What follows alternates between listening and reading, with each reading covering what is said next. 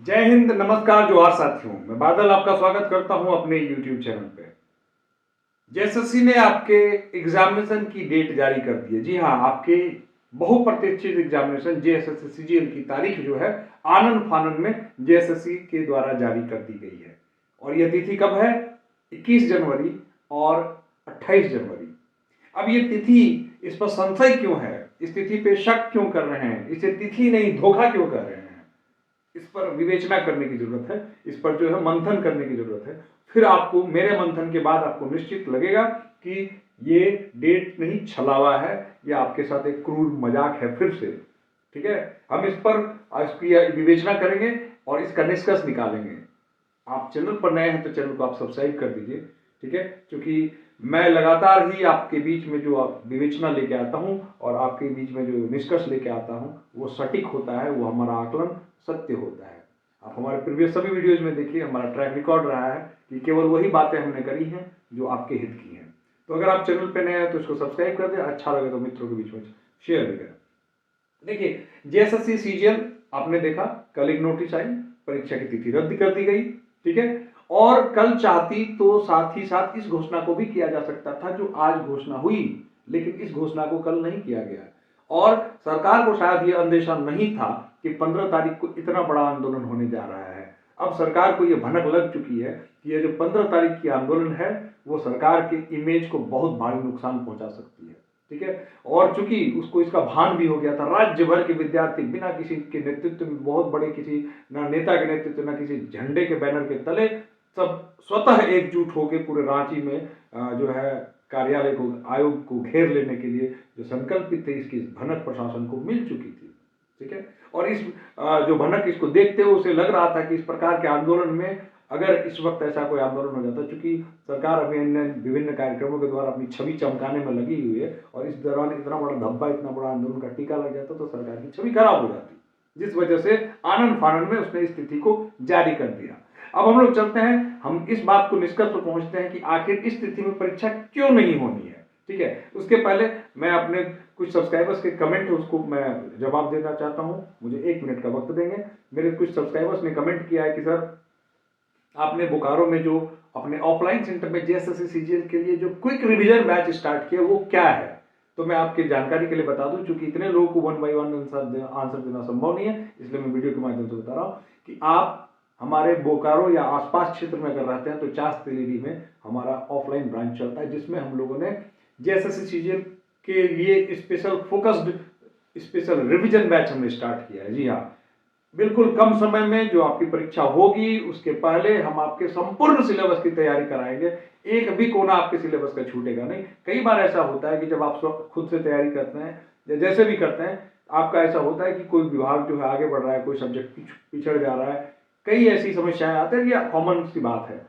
इन समस्याओं को मद्देनजर रखते हुए हमारे एक्सपर्ट टीचर्स की टीम ने प्रतिदिन आपके साथ 4 घंटे मेहनत करने का संकल्प लिया है कि प्रतिदिन आपको 4 घंटे बैठा के आपके संपूर्ण सिलेबस की जो है तैयारी प्लस समीक्षा की जाएगी। और साथ में आप जानते ही हैं कि बोकारो में एकमात्र हमारे संस्थान में ही हर संडे जो है 10 बजे ओपन टेस्ट आयोजित किया जाता है, जिसमें हमारे संस्थान प्लस बाहर के जो है दर्जनों बच्चे आके टेस्ट में शामिल होते हैं। इवन धनबाद आसपास के जिलों से भी बच्चे आ जाते हैं टेस्ट देने के लिए, क्योंकि ऐसा मानक टेस्ट और कहीं उनको मिलता नहीं है। तो आप भी चाहे तो ओपन टेस्ट में भी सम्मिलित हो सकते हैं हर संडे, और चाहे तो इस बैच में भी सम्मिलित होकर जो है अपनी तैयारी को धार दे सकते हैं। मैं विश्वास दिलाता हूं कि आप 2 दिन उस बैच में पढ़ लेंगे तो आपको एहसास हो जाएगा कि मेरा सिलेक्शन पक्का है। तो यही कॉन्फिडेंस को बूस्टअप करने के लिए हम लोगों ने इस स्पेशल रिवीजन बैच को स्टार्ट किया है। चलिए आइए हम देखते हैं कि इस तिथि में परीक्षा क्यों नहीं हो सकती, इसकी हम लोग बात करते हैं। आप लोग जैसा जानते हैं कि इस तिथि में 21 तारीख जो है बहुत पहले से घोषित है कि 21 जनवरी को सीटेट की परीक्षा होने जा रही है। जी हाँ, सीटेट की परीक्षा होने जा रही है, और सीटेट की परीक्षा कोई छोटी मोटी परीक्षा नहीं है, बहुत बड़ी परीक्षा है। जी हाँ, लाखों विद्यार्थी इसमें सम्मिलित होते हैं सीटेट की परीक्षा में। ठीक है, तो सीटेट की परीक्षा होनी है, इस बात से आप अवगत हैं। और उसी दिन जेपीएससी की बैकलॉग की परीक्षा होनी है। ठीक है, ध्यान दीजिएगा, जेपीएससी बैकलॉग और सीटेट दोनों परीक्षाएं होनी है, और दोनों महत्वपूर्ण परीक्षाएं हैं। और उसी दिन जानबूझ के फिर इस तारीख को रखा गया। उसके पीछे की वजह क्या है? उसके पीछे की एकमात्र वजह यह है कि फिर से सरकार को, फिर से आयोग को यह लिखने में सुविधा होगी कि अपरिहार्य कारणों से जो है रद्द की जाती है। अपरिहार्य शब्द को जो वहां पे ज़्यादा सूटेबल होगा, क्योंकि उसके बाद की जो तिथि है वो कंफर्टेबल है, उस तिथि का नाम नहीं लिया गया है। तिथियां कौन सी कंफर्टेबल है सरकार के लिए? अगर चाहती, उसकी मंशा साफ होती, तो सरकार के पास जो है 2 स्लॉट खाली थे, 27-28 जनवरी का और 3-4 फरवरी का। ये 2 स्लॉट जो है खाली थे सरकार के पास। उसके बाद 6 फरवरी से जैक बोर्ड की परीक्षा होने वाली है, 15 फरवरी से जो है सीबीएसई बोर्ड की परीक्षा होने वाली है, और पिछले 2019 के लोकसभा चुनाव को देखा जाए तो 10 मार्च को जो है आचार संहिता लागू हो गई थी। तो उम्मीद करते हैं 10-5 दिन आगे पीछे कम हो गए, उसी प्रकार से इस वर्ष भी आचार संहिता लागू हो जाएगी, फिर सरकार चुनावी मोड में चली जाएगी, फिर वहां परीक्षा की कोई संभावना बचती ही नहीं है। तो सरकार के पास 2 तिथियां थी जहां पे वो आराम से परीक्षा करा सकती थी, लेकिन सरकार ने और आयोग ने मिलकर यह एक क्रूर मजाक किया विद्यार्थियों के साथ, और उसने तारीख कौन सी चुनी?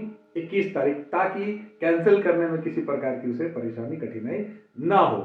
तो मैं कहूंगा कि डटे रहिए, अपने आंदोलन को मजबूत रखिए, सरकार के प्रति अगर जो ये मजाक है, उस मजाक के खिलाफ जो अपना रवैया, आपने जो मजबूत जो एक विरोध का आवाज बुलंद किया है, उसको और बुलंद कीजिए, ताकि जो सरकार है ऐसा मजाक करने से डरे।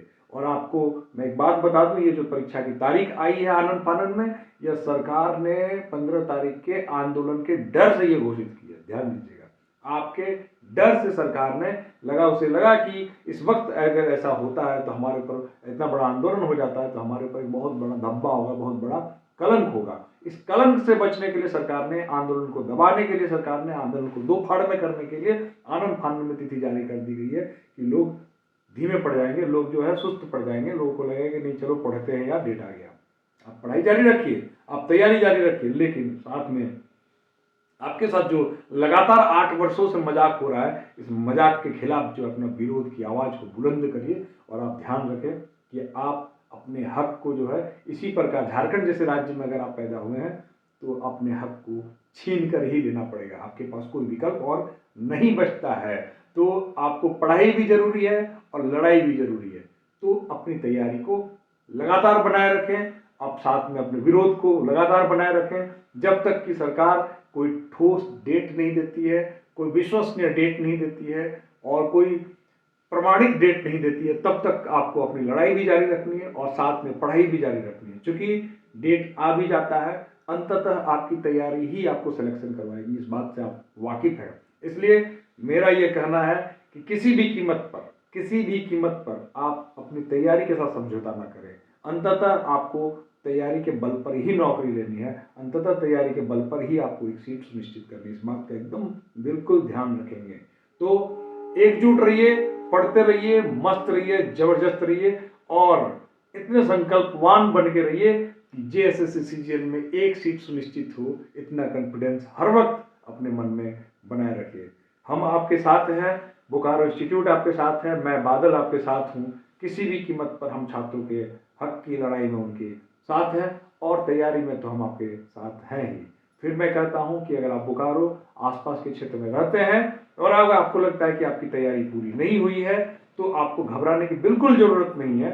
आप हमारे सेंटर पर आइए, हम आपकी तैयारी को बिल्कुल मुकम्मल करेंगे और कम समय में आपके पूरे सिलेबस को खंगाल कर आपको सफलता की आपकी जो नींव है उसको मजबूत कर देंगे, ताकि आप जेएसएससी सीजीएल में अपनी एक सीट के लिए दावेदारी मजबूत कर सकें। तो ठीक है मित्रों, मेरी शुभकामनाएं आपके साथ है, मेरा सपोर्ट आपके साथ है। मैं यही कहूँगा, पढ़ते रहिए, लड़ते रहिए, जब तक कि आप अपने लक्ष्य तक पहुँच न जाए। जय हिंद, धन्यवाद।